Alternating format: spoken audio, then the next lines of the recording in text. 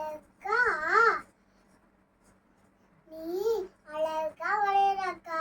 Thank you Joha. ரொம்ப நல்லா இருக்குல்ல. டூருக்கு போனாதான் நல்லா இருக்கும்.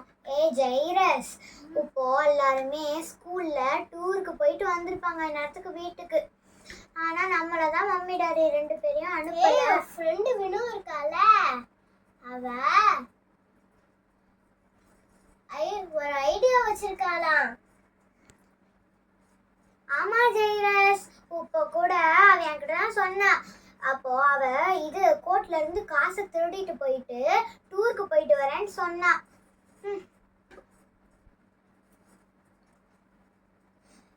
என்னது, வீட்ல இருந்து காசை திருடிட்டாளா? ஆமாடா.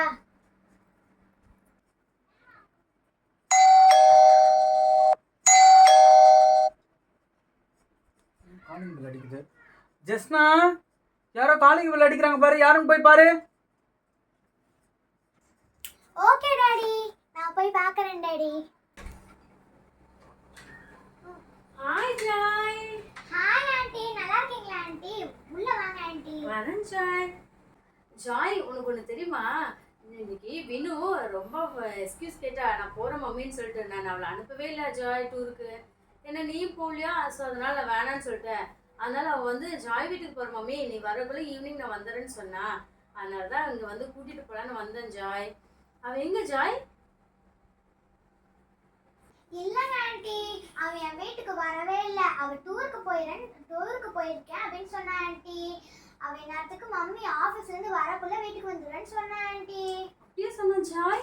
அவள் எங்கிட்ட எதுவுமே சொல்லலையே போறேன்னு. நான் ஜாய் வீட்டுக்கு போறேன்னு தான் சொல்லிட்டு வந்தா. அப்போ வந்திருந்தா கூட நேரம் வந்திருக்கணுமே. டைம் ஆயிடுச்சு ஜாய். நான் ஆஃபீஸ் முடிஞ்சு வீட்டுக்கு போய் பார்த்துட்டு தான் இங்கே வரேன். ஓகே ஜாய், நான் போய் பார்க்குறேன் Joy. Okay bye Joy. Bye Joy. Okay வரல, அவங்க வீட்டுக்கும் போல. அப்ப வினு எங்க தான் போயிருப்பா? டாடி மம்மி இங்க வாங்க. என்னாச்சு ஜெஸ்னா? என்னாச்சு? மம்மி வேலையா இருக்கா? என்னாச்சு சொல்லு. இல்ல டாடி, வினு அவங்க வீட்ல இருந்து காசை திருடி போய் சொல்லி டூருக்கு போயிருக்கா. யாரு, வினுவா? ஆமா. அப்புறம் சரி, இப்போ யார் வந்தது? இப்போ அவங்க அம்மா வந்து கேட்டுட்டு போனாங்க. அப்புறம் அவங்க டூருக்கு போயிருக்காங்க. என்னதான் ஆச்சுன்னு தெரியல, வீட்டுக்கு ஒன்றும் வரல. இப்படி பண்றா? நல்ல பொண்ணாச்சு, ஏன் அப்படி பண்றா? அதான் தெரியல டாடி. என்கிட்ட சொன்னா டாடி. ஆனா நான் தான் கேட்காம நான் வீட்லயே இருந்துட்டேன். அவ தான் கேட்காம போயிட்டு வந்துட்டா டாடி. என்னப்பா அப்படி சொல்ற? டைம் என்னாச்சு? மணி 6 மணி ஆச்சு. நேற்றுக்கு வந்திருக்கணுமே. எனக்கு ஏதோ ஒரு மெசேஜ் வந்துச்சு. போய் ஃபோன் எடுத்துட்டு வா. டாடியோட ஃபோன் எடுத்துட்டு வா. சரி டாடி. போய் எடுத்துட்டு வா.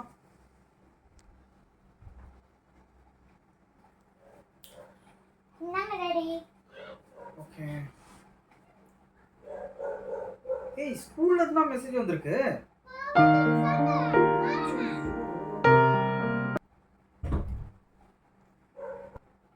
ஐயோ,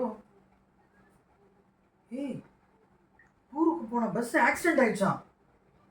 ஐயோ, ஏய், வினோட பேரும் இருக்கு.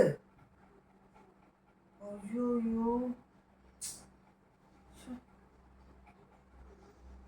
இன்னும் ஆக்சிடென்ட்ல செத்து போயிட்டாப்பா.